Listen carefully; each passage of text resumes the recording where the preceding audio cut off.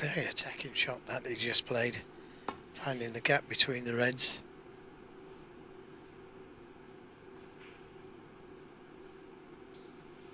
Another very good safety shot from O'Sullivan. Well, his first few shots, his break off, he snookered him. He's put him in trouble the second shot, and the third shot he's back in trouble again. All very good safety shots from O'Sullivan. Well, he's in the mood to be disciplined to the extent where he's been continuing when these frames are over, he says, for practice. And not just potting practice. We saw yesterday him playing on for a lot of snookers he was never going to get.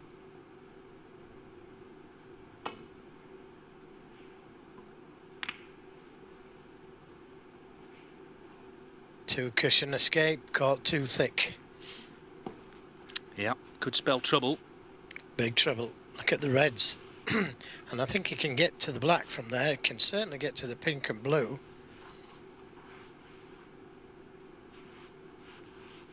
I think what he said, though, to Andy, it was very interesting, again, the chat at the table about break building should not be forgotten. All the hours of practice he's done over the years.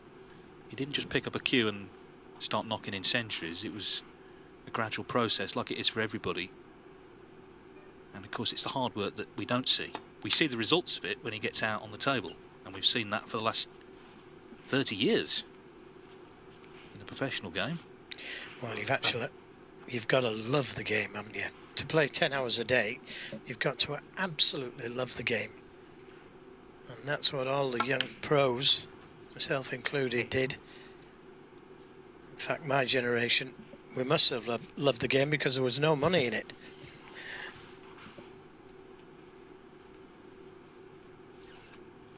Yes, of course, as a boy he grew up watching the boom era of snooker in the UK on television in the 1980s. He was a big Steve Davis fan.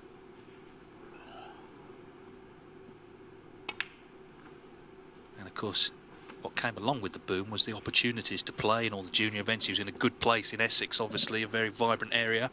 14. But then you have to do it, don't you? You know, there's a lot of players who were in the same boat, went to the club, did their best, didn't break through. 15. He's already a legend, of course, and who knows what else he can accomplish. Well, you're dead right, David, because there were so many talented players. And Ronnie himself will tell you they were right up there with him, but they couldn't do it when it really mattered. Moving that red away from the black spot, staying on the reds to the left corner. 22. Like he was saying earlier, he sees the plan as it's being formulated in his mind, and you have to change your plan many times during a break because you play to an inch and you don't quite go far enough and you got to change the plan. His plan at the moment is going exactly as he intends. Choice of reds he can play for. He could give them a little nudge. In fact, the red directly above the black, he could give that one a little nudge and open those 4 reds up.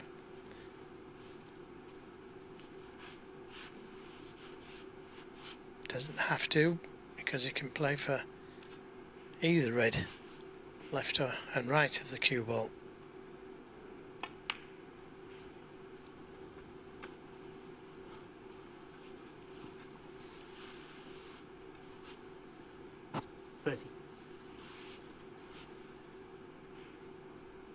Well, he started slowly last night, but of course that was his first match. 31. Having been knocked out very early in the UK Championship second round.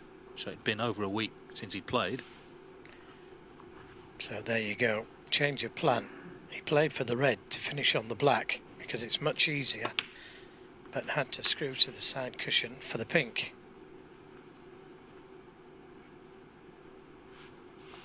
37. He'd like to be on this red just below the pink, but if not, then he's got the one to the middle. Just watch how he plays his positional shots, because it normally plays for more than one red, unless it's absolutely guaranteed.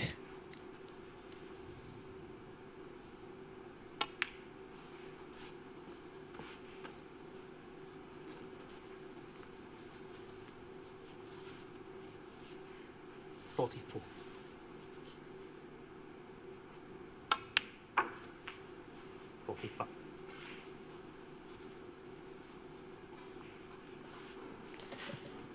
Nothing he can do. He put him in trouble twice.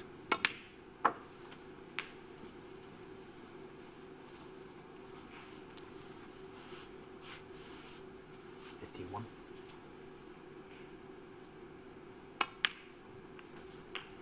$52.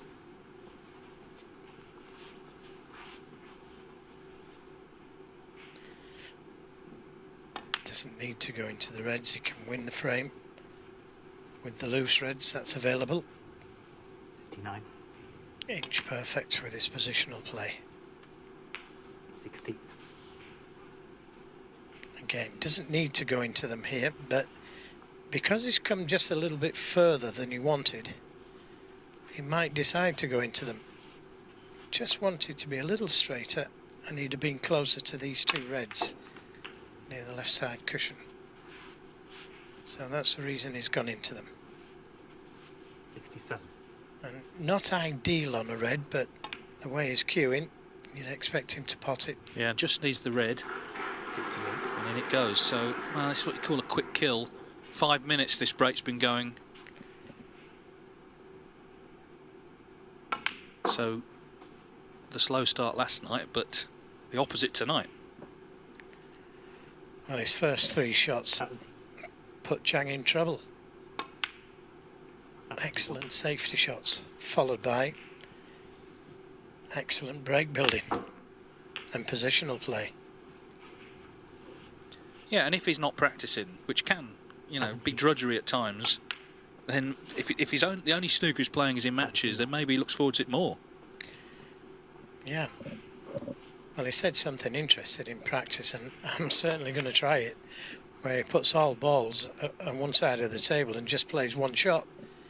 He doesn't have to walk about, he plays one shot and practices the black off the spot, and why not do that? You save leg work and you play more balls. Never thought of that, but it's certainly going to get attempted. It's never too late, Joe. Well, that's why it's always worth listening to great players, because they come up with all kinds of ideas. Well, are we going to start with a century? Made one last night. 92. And for all the talk, rightly, of Robertson and Trump, you know, catching up in terms of getting towards 800, let's not forget this man's made 1,071. Here it comes then, the black for the century in the opening frame. What a start. 100. 1,072.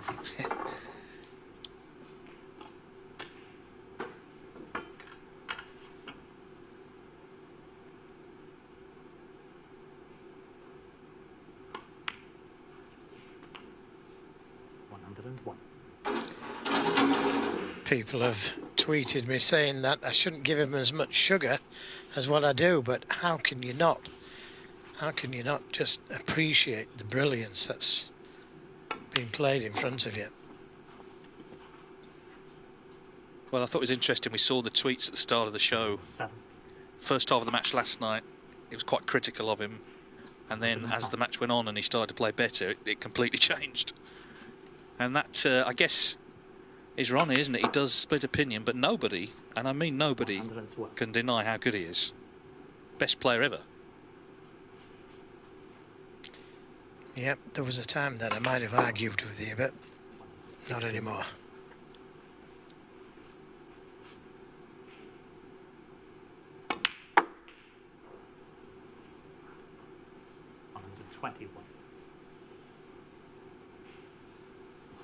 A different way of getting onto the pink. Like it. 127.